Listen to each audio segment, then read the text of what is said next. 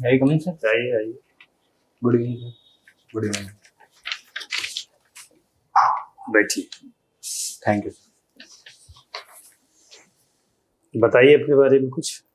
Sir मेरा नाम दुर्गेश कुमार है। मैं उत्तर प्रदेश के बांदा जिले से हूँ। मैंने अपनी स्कूलिंग सरस्वती विद्या मंदिर फतेहपुर से की है। इसके बाद मैंने इलेक्ट्रिकल इंजीनियरिंग में राजकीय इंजीनियरिंग कॉलेज बांदा से ग्रेजुएशन किया।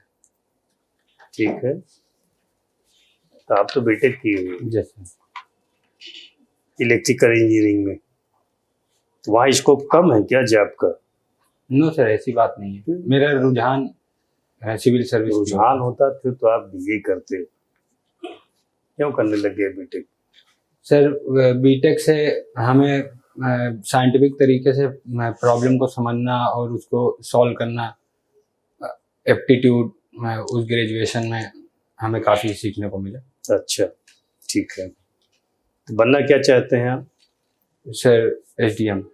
एसडीएम को कोई पद विज्ञापित? Sorry sir, deputy collector. Deputy collector क्या कार्य होते हैं डिप्टी कलेक्टर के? सर लॉ एंड ऑर्डर को मेंटेन करना, ठीक है। उसके अलावा रेवेन्यू कलेक्शन से लेकर और एडमिनिस्ट्रेशन का वर्क रहता है। ठीक है। कुछ अपनी स्ट्रेंथ बताइए, दो। सर मेरी स्ट्रेंथ है, मैं सीखता हूँ जल्दी, लर्निंग कैपेसिटी, और जल्दी हार नहीं मानने मेरी एक स्ट्रेंथ है। वीकनेस भी कुछ होगी आपकी? सर ओवर थिंकिंग कई दफ़ा मेरी वीकनेस हो जाती है। इसके अलावा निगेटिव थॉट मेरे दिमाग में चलने लगते हैं और मुझे डिमोटिवेट। फिर तो लग रहा होगा कि आपको सिलेक्शन आपका नहीं होगा। नो सर, ऐसी बात नहीं। निगेटिव थॉट तो चल रहा होगा ना, भी इंटरव्यू दे रहे हैं कैसे? सर पर उसको ओवरकम भी कर लेते हैं कि हो ही, जब जहाँ मतलब फायदा दिखता है वहाँ ओवरकम कर लेते हैं। सर वही है तुलसीदास की जी की रचना है, होई सोई जो राम रच राखा। ठीक है सर। आप सिविल सेवा में आ रहे हैं, तो कुछ तो आपके अंदर ऐसी एबिलिटी, कुछ क्वालिटी होगी जो आपने भी देखा होगा। तो अगर आपसे पूछा जाए कि क्या है आपकी ये ऐसी स्ट्रेंथ, ऐसी क्वालिटी जो इस क्षेत्र में आपको प्रेरित कर रही है कि आप बेहतर कर पाएंगे? सर मुझे लोगों से बात करना, उनसे मिलना, उनकी प्रॉब्लम सुनना अच्छा लगता है। उसके अलावा मैं सोचता हूँ कि उनके जीवन में कुछ कंट्रीब्यूट कर सकूँ, उनकी मदद कर सकूँ। इसके अलावा मुझे बचपन से ही थोड़ा एडमिनिस्ट्रेशन में जाने का था कि मैं सरकार के एक हिस्सा बन सकूँ और सरकार की पॉलिसियों को जनता तक पहुँचा सकूँ। अच्छा, मान लीजिए कि कोई मित्र आपका बहुत ज़्यादा संकट में है और उसने आपसे आर्थिक मदद मांगी है, लेकिन आपके घर वाले विरोध कर रहे हैं, माता पिता पत्नी कोई भी विरोध कर रहे हैं कि नहीं, आपकी आदत खराब होती जा रही है, आप घर का जो है पैसा किसी और को क्यों दे रहे हैं, तो क्या निर्णय होगा फिर आपका? सर पहले मैं मित्र की कंडीशन को देखूंगा कि उसकी ये जेन्युइन कंडीशन है या तो फिर ऐसा मांगने का केवल कई दफ़ा लोग नाटक करते हैं। अगर वो उसकी सच में कंडीशन खराब है तो मैं उसकी ज़रूर मदद करूंगा। कैसे पता चलेगा कि नाटक है या नहीं? सर पता चल जाता है कई बार लोगों से मिलने में, समझने में, दूसरे लोगों से इवैल्यूएशन करने पे पता चल जाता है कि वो सच में उसके घर की कंडीशन खराब है या नहीं। और बातचीत करके ये आप पता लगा लेते हैं, ये स्किल है आपकी? Yes sir. वैसे भी वो मेरा दोस्त है तो मुझे तो उसके बारे में पता ही होगा। ये भी बात सही है सर। फिर अगर सच में उसकी कंडीशन काफ़ी बेकार है तो उसके लिए मैं ज़रूर उसकी हेल्प करूँगा। और घर वालों को कैसे समझाएंगे? सर घर वालों को मैं मना लूँगा कि देखिए हमारा मित्र है, मित्रता धर्म है, और उसकी सच में हालत खराब है, और घर वाले अंततः मुझे लगता है मान जाएंगे। अच्छा, ये कहा जा सकता है कि जो अमीर है वही परोपकारी है? सर जो संपन्न है, साधन संपन्न, वही परोपकारी?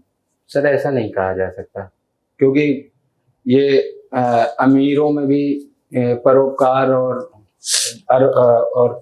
दूसरों का कंजूस होना, दूसरों की बेईमानी करना, उसमें भी। जिसके पास पैसा नहीं है, साधन संपन्न नहीं है, क्या ही दूसरों की मदद कर पाएगा? सर केवल पैसे से उसका आकलन करना मदद को कहीं उचित नहीं है मेरे हिसाब से, क्योंकि पैसे के अलावा जैसे कई दफ़ा श्रम होता है, किसी असहाय की मदद कर देते हैं फिजिकली तौर पे, तो वो काफ़ी हद तक आपने कभी किसी की मदद की है? Yes sir. गैर आर्थिक मदद? Yes sir. जैसे कुछ सर रोड में एक्सीडेंट हो गया था हम्म, और वो एक्सीडेंट में तो उसको हमने एम्बुलेंस को कॉल किया, पुलिस को बुलाया और फिर एम्बुलेंस जब उसको लेके गई किस तब नंबर पे कॉल किए थे? सर तब 100 नंबर डायल 100 चलता था उस दौरान जब मैं कॉलेज में था। उसके अलावा 108 एम्बुलेंस पे किया था। अच्छा, तो पुलिस किस वैन से आई थी? कौन कितने लोग आए थे? सर पुलिस में 4 लोग आए थे पीसीआर वैन से। उसके अलावा नजदीकी पीएससी से एम्बुलेंस आई थी जो जिला अस्पताल में ले गई। तो आप भी गए थे हॉस्पिटल? सर उसमें मैं नहीं जा पाया था, मेरे पास गाड़ी थी, मेरा दोस्त भी था, तो मुझे रात हो रही थी, कॉलेज पहुंचना था मुझे। अगर आपके जिले में जहाँ आपको नियुक्त किया जाए, आपको ये पता चलता है कि किसी का एक्सीडेंट हो गया है और लोग जो है वहां पर ट्रैफिक जैम कर रहे हैं और आपको सूचना मिलती है, आप डिप्टी कलेक्टर हैं, तो क्या रिएक्शन होगा? आप क्या करेंगे? सबसे पहले मैं वहां जाकर लोगों की बातों को सुनूंगा, उनसे समझाने का प्रयास करूंगा कि जहां तक आपकी हर संभव मदद की जाएगी, उनकी क्या प्रॉब्लम है, क्या समस्याएं, उनको सुनेंगे और उनको समाधान करने की कोशिश की जाएगी और रास्ते को खुलवाया जाएगा कि जिससे अन्य लोगों को समस्या न उत्पन्न हो सके। लोग मान ही नहीं रहे। सर अगर संवाद अच्छी तरीके से किया जाएगा तो मुझे लगता है डेफिनेटली लोग मानने को तैयार होंगे। ठीक है, आपने कॉन्स्टिट्यूशन पढ़ा होगा। Yes ma'am. आप बता सकते हैं संविधानवाद या कॉन्स्टिट्यूशनलिज्म का क्या मतलब होता है?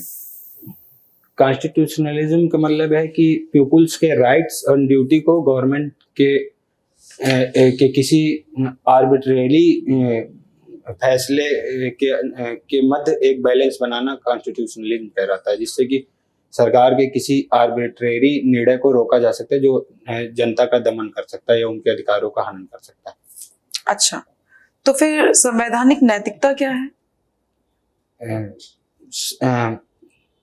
वह नैतिकता जो संवैधानिक मूल्यों का पालन करके चलती है, जो संविधान पर टिकी होती है, उसे संवैधानिक नैतिकता कहते हैं। जैसे कि फंडामेंटल राइट्स का पालन करना और सेपरेशन ऑफ पावर। जी, क्या मतलब है सेपरेशन ऑफ पावर का? सेपरेशन ऑफ पावर के अंतर्गत जो सरकार के 3 ऑर्गन है उसके उनकी शक्तियों का विभाजन किया गया है, जिससे कि आपसी टकराव ना हो सके और संघर्ष ना हो सके और पीसफुली किसी समस्या का रिजोल्यूशन। तो क्या हमारे देश में सेपरेशन ऑफ पावर एब्सोल्यूट तरीके से फॉलो किया जाता है? मैम हमारे यहाँ फ्लेक्सिबल सेपरेशन ऑफ पावर है, एब्सोल्यूट। फ्लेक्सिबिलिटी को मेंटेन करने के लिए कौन सी डॉक्ट्रिन लगाई जाती है? सॉरी मैम, इसका मुझे सेपरेशन ऑफ पावर कॉन्स्टिट्यूशन में कहीं इसका जिक्र किया गया है? Yes ma'am. कहाँ पर? Ma'am directive principle of state policy में आर्टिकल 50 के तहत सेपरेशन ऑफ पावर को किया गया है। इसके अलावा शेड्यूल 7 में। थोड़ी देर पहले आपने रेवेन्यू कलेक्शन की बात करी, तो यूपी राज्य में लैंड रेवेन्यू के लिए कोई कानून है?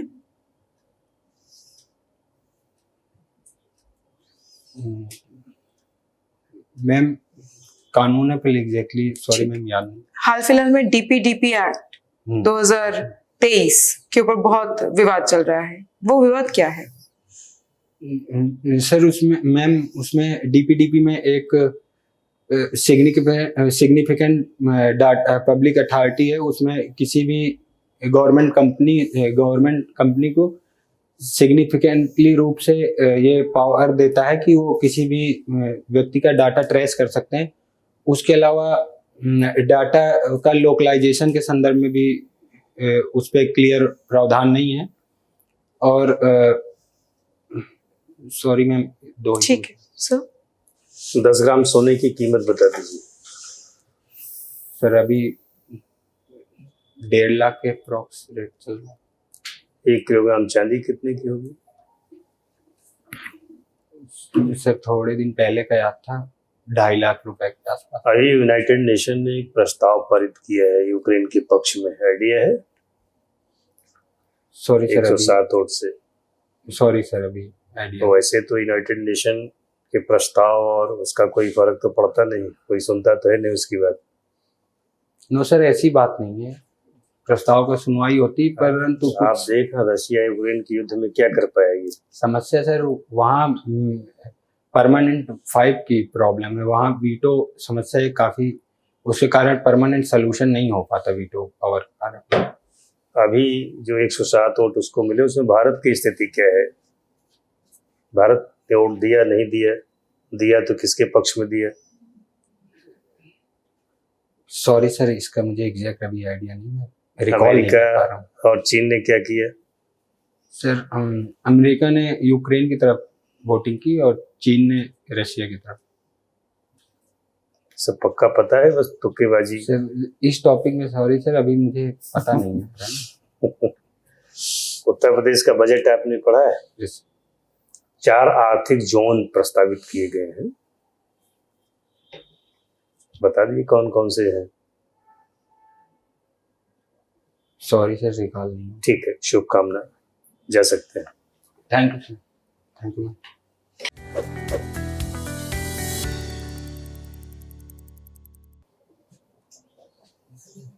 बैठिए। कैसा रहा इंटरव्यू? सर मुझे लगा ठीक रहा, कुछ सुधार की अपेक्षा है। कहाँ सुधार करना है? करंट अफेयर, ठीक इंटरनेशनल है, रिलेशन, और उसके अलावा यूपी में थोड़ा विशेष रूप से यूपी के संदर्भ में ठीक ध्यान है। देने की आवश्यकता है। और ये जो चर्चित मुद्दे हैं करंट अफेयर वाले, तो इनको ठीक से, इंटरव्यू आपका कब है? 13 मार्च। 13 मार्च, आपके पास टाइम है। एक कोई न्यूज़पेपर ले लीजिए, उसको ठीक से पढ़िए, और एक न्यूज़ चैनल न्यूज़ सुनिए। आज तक हो गया, इंडिया टीवी हो गया, या एनडीटीवी, जो भी आप प्रेफर करते हो, और इन मुद्दों पर अपनी राय बनाइए, टू द पॉइंट उत्तर देने की कोशिश करिए। अब कहीं कहीं आप थोड़ा ज़्यादा तेजी दिखा रहे थे, अब तेजी दिखाने में सफलता मिल जाए तब तो अच्छी बात है, आपके पक्ष में जाएगा। पर तेजी दिखा रहे थे लेकिन आप असफल हो रहे थे, पता चल रहा था कि अनायास तेजी दिखा रहे हैं, तो अनायास तेजी दिखाएंगे तो नुकसान हो गया, है ना? तो थोड़ा संयमित रह करके टू द पॉइंट उत्तर दीजिए। जो नहीं आता है ना बताइए, जो आता है उसका उत्तर दीजिए। लेकिन अगर नहीं बता पा रहे हैं, सारी बोल रहे हैं, तो फिर उसको लेके परेशान नहीं होना है कि नहीं बता पा रहे हैं, सारी ज़्यादा बोलना पड़ रहा है, तो परेशान नहीं होना है।